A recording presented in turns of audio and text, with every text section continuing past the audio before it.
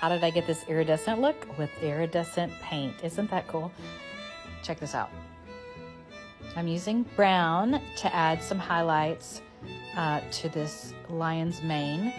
And then I added a little bit to his eyes as well to make him look fierce. And then to the background, I thought, hey, let's just do some finger painting because finger painting is fun. You're never too old to finger paint. That worked well too. I just like to add a little sheen sometimes to lighten things up. And then look at these pastels. Wow, this makes a big difference. Look at the dimension it adds. Texture. Love it.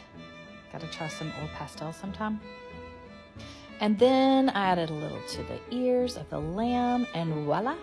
Now you see the magic of how I created the Lamb of God, the Lion of Judah. And you can make this too in Christy's Lettering Tribe. Would love to have you.